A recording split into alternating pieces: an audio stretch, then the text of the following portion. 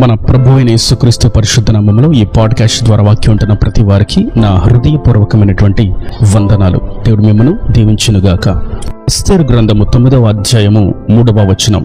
మొర్దెకైను గూర్చిన భయము తమకు కలిగినందున సంస్థానముల యొక్క అధిపతులను, అధికారులను, ప్రభువులను, రాజు పని నడిపించువారును యూదులకు సహాయము చేసిరి. చదివినటువంటి వాక్య భాగంలో మొర్దెకైను బట్టి, మొర్దెకై ద్వారా కలిగినటువంటి భయమును బట్టి సంస్థానముల యొక్క అధిపతులు, అధికారులు, ప్రభువులను, రాజు యొక్క పని నడిపించు వారందరూ కూడా యూదులకు సహాయం చేశారు. మొర్దెకైని బట్టి అంత గొప్ప అధిపతులు, అధికారులు భయపడ్డారు అంటే మొర్దెకై ఏమన్నా గొప్ప రాజరికాన్ని వెలగబెట్టాడా? మొర్దెకై ఏదన్నా రాజ్యాంగాన్ని రాశాడా? మొర్దెకై ఏ దేశానికన్నా ప్రభువుగా, రాజుగా ఉన్నాడా? మొర్దెకై ఏదన్నా గొప్ప ఆధిపత్యాన్ని కలిగి ఉన్నాడా? లేదంటే ప్రత్యేకమైనటువంటి శక్తిని కలిగి ఉన్నాడంటే ఏమీ లేదు. మొర్దెకై కేవలం ఒక సెక్యూరిటీ గార్డ్, ద్వారపాలకుడు. ఒక సాధారణమైనటువంటి ద్వారపాలకుడిని గూర్చి సంస్థానములో ఉన్నటువంటి మిగిలిన అధిపతులు, అధికారులు, రాజు దగ్గర పనిచేసేవారు, గొప్ప పేరు ప్రఖ్యాతులు కలిగిన వారు సైతం భయపడి మొర్దెకైకి మరియు యూదులకు సహాయం చేశారు అంటే మొర్దెకై ఇంతకీ ఏం చేశాడు? మొర్దెకై ద్వారా అంత గొప్ప భయం ఎందుకు కలిగింది? శత్రుల గుండెల్లో భయాందోళన ఎందుకు పుట్టింది? యెహోవా జీవముగల దేవుడు అని మొర్దెకై ఏ విధంగా తన జనుల మధ్య సంస్థానములలో రుజువుపరచగలిగాడు అని చూసినట్లయితే అతని యొక్క ప్రారంభ దశలో ఎస్తేరు గ్రంథం 3వ అధ్యాయము 1వ వచనం నుండి, ఈ సంగతులైన తర్వాత రాజైన అహష్వేరోషు హమ్మేదాత కుమారుడును అగాగీయుడగు హామాను గనపరిచి వాని హెచ్చించి వాని పీఠమును తన దగ్గరనున్న అధిపతులందరికంటే ఎత్తుగా నుంచెను. ఇక్కడ రాజు హామా అనేటువంటి వ్యక్తి యొక్క సింహాసనాన్ని హెచ్చించాడు, గనపరిచాడు. మరియు 2వ వచనం, కాబట్టి రాజు గుమ్మముననున్న రాజసేవకులందరూ రాజ ఆజ్ఞానుసారముగా మొక్కలోని హామానునకు నమస్కరించిరి. మొర్దెకై వంగకయు నమస్కారము చేయకయు ఉండగా రాజగుమ్మమునున్న రాజసేవకులు, నీవు రాజాజ్ఞను ఎందుకు మీరుచున్నావని మొర్దెకైని అడిగిరి. ఈ ప్రకారము వారు ప్రతిదినము అతనితో చెప్పుచూ వచ్చినను అతడు వారి మాట చెవిని పెట్టకపోయాను కనుక వారు మొర్దెకై యొక్క మాటలు స్థిరపడునో లేదో చూతుమని దాని హామానునకు తెలిపిరి. ఏలైనగా అతడు, నేను యూదుడను గనుక ఆ పని చేయజాలనని వారితో చెప్పి ఉండెను. ఇక్కడ చూస్తున్నాం, చదివినటువంటి 4 వచనాల్లో హామాను అటువంటి ఒక అధిపతిని రాజు అహష్వేరోషు నియమించి అతని పీఠాన్ని హెచ్చించి గణపరిచాడు. గొప్ప అధికారాన్ని పొందుకున్నాడు హామాను. మొర్దెకై అందరూ చేసినట్లుగా చేయలేకపోయాడు. అందరూ హామాను దగ్గర మంచి పేరు తెచ్చుకుందామని, నేను బాగా పనిచేస్తానని మెప్పు తెచ్చుకుందామని ప్రయత్నం చేశారు. కానీ మొర్దెకై ఆ ప్రయత్నం చేయలేదు. అందరూ సాగిలపడ్డారు గాని మొర్దెకై సాగిలపడలేదు. అందరూ వంగి దండాలు పెడుతున్నారు గాని మొర్దెకై వంగకయు దండం పెట్టకై ఉన్నాడు. కారణం, యూదులు దేవుని ఎదుట తప్ప, సృష్టికర్త ఎదుట తప్ప మరెక్కడను, మరెవరి దగ్గరను వంగకయు నమస్కారము చేయకయు పూజించకయు ఉండాలని దేవుని ఆజ్ఞ బయలుపరచబడిన గనుక మొర్దెకై దేవుని ఆజ్ఞానుసారంగా జీవించాడు. ఇందును బట్టి హామాను బహుగా కోపించి మొర్దెకైని హతం చేయాలని, మొర్దెకైని ఒక్కడనే కాదు, నా స్థాయికి మొర్దెకైని చంపడం చాలా సులువైనటువంటి విషయం కాబట్టి నా స్థాయికి తగినట్టు యూదుడైనటువంటి మొర్దెకైని మరియు యూదులను అందరినీ ఒక్క రోజులోనే హతము చేయాలనేటువంటి దుర్దేశముతో కంకణం కట్టుకున్నాడు. ఆ హేతువు చేత మొర్దెకై అంతకంతకు వర్ధిల్లాడు. నిజంగా మనం ఆలోచించినట్లయితే హామాను అనేటువంటి వ్యక్తి మొర్దెకైని హతము చేయాలి, యూదులను హతము చేయాలనేటువంటి దుష్ట ఆలోచన ఎప్పుడైతే తనలకు మెదిలిందో నాటి నుండి మొర్దెకైని దేవుడు హెచ్చించడం ప్రారంభించాడు. హామాను మొర్దెకైని ఏమీ చేయలేకపోయాడు సరికదా. మొర్దెకైని చంపుదాము, యూదులను చంపుదామని తాను సిద్ధపరిచినటువంటి ఉరికొయ్య మీద హామానే ఉరి తీయబడినట్లుగా, తన కుటుంబం మొత్తం ఉరి తీయబడినట్లుగా, వారి ఇల్లు శపించబడినదిగా మార్చబడినట్లుగా జరిగింది.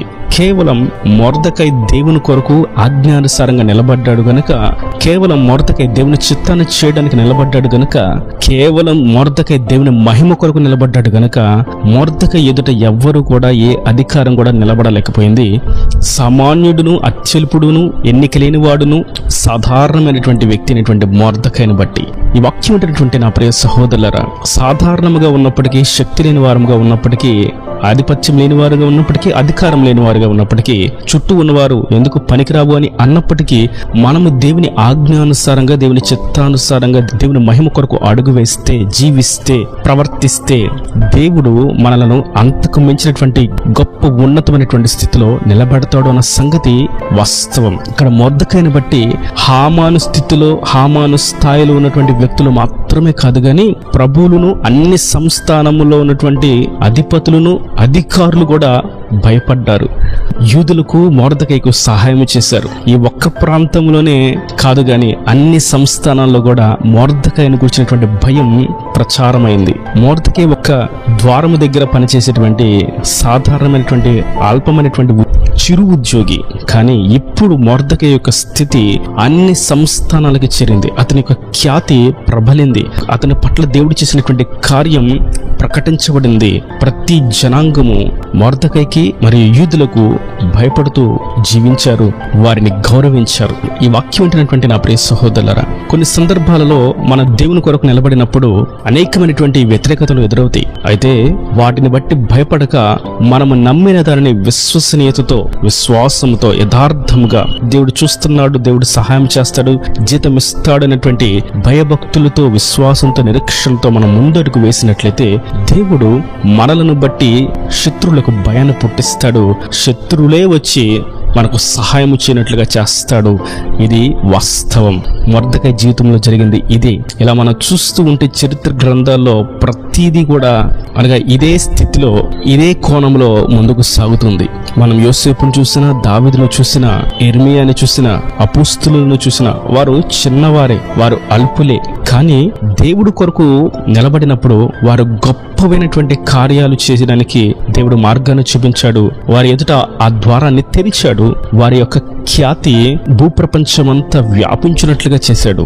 ఎంత గొప్ప ఆధిక్యత వారు పొందుకోవడానికి గల కారణం, వారు ప్రారంభములో దేవుని కొరకు వేసినటువంటి అడుగులో వ్యతిరేకతలు వచ్చినప్పటికీ నిలబడి ఉండటం చేత. కనుక మనము దేవుని కొరకు చేసేటువంటి పనిలో వ్యతిరేకతలు వచ్చినా మనము అదే స్థితిలో నిలబడినప్పుడు, ఆ మెట్టి మీద కదలక స్థిరంగా పునాది మీద కట్టబడినటువంటి ఇల్లు వలె నిలబడినప్పుడు ఏ శత్రువు మనలను ఏమీ చేయలేడు. సరికదా? అదే శత్రువు మనకు భయపడినట్లుగా చేస్తాడు. 2, అదే శత్రువు మనకు సహాయం చేయనట్లుగా చేస్తాడు. మనము చదువులోను, ఉద్యోగంలోను, వ్యాపారంలోను, ప్రయాణంలోను, సేవలోను, విశ్వాస జీవితంలోను, కుటుంబాలను, సమస్త విషయంలో దేవుని చిత్తం చేయడానికి, దేవుని మహిమార్థ, దేవుని ఆజ్ఞానుసారంగా జీవించడానికి భయపడక ముందడుగు వేసినట్లయితే జనులు దానిని బట్టి మొదట వ్యతిరేకించినప్పటికీ, శత్రుత్వమును చూపించినప్పటికీ చివరకు వారికి భయమును ప్రభు పుట్టిస్తాడు. మరియు రెండవదిగా వారి చేతనే మనకు సహాయం అందునట్లుగా చేస్తాడు. వ్యతిరేకతలతో, కోపముతోను, ఉద్రేకముతోను, దుర్భాషలతోనూ, దురాలోచనతోనూ, దుర్మార్గతతోనూ, సాతాను తంత్రాలతోనూ మింగివేయాలని, కబలించాలని, హతము చేయాలి అనేటువంటి ప్రయత్నాలు ఎన్ని చేసినప్పటికీ, హామాను యొక్క స్వభావం ఎంత కలిగినప్పటికీ, 1000 మంది హామాను కలిసి వచ్చినప్పటికీ మొర్దెకై వంటి స్వభావం మనం కలిగి ఉన్నట్లయితే, అటువంటి నిగ్రహం మనం కలిగి ఉన్నట్లయితే, అటువంటి ఆశాభావం మనం కలిగి ఉన్నట్లయితే, అటువంటి ఆత్మీయ స్పృహ మనం కలిగినట్లయితే, అటువంటి ప్రతిష్ఠిత త్యాగం కలిగి ఉన్నట్లయితే దేవుడు నిశ్చయంగా 1000 హామానును మించిన శక్తి చేత మనల్ని నింపుతాడు. ఎవరు మనల్ని తాకకుండా, ఎవరి చేతనైనను ఎటువంటి హాని మనకు తగలకుండా సమస్త చీకటి శక్తులను, సాతాను తంత్రాలను, అపవాది క్రియలను కాల్చివేసి వారి ఎదుట మన తలలను హెచ్చింపచేస్తాడు, ఘనపరుస్తాడు. శత్రుల గుండెల్లో భీతిని పుట్టిస్తాడు.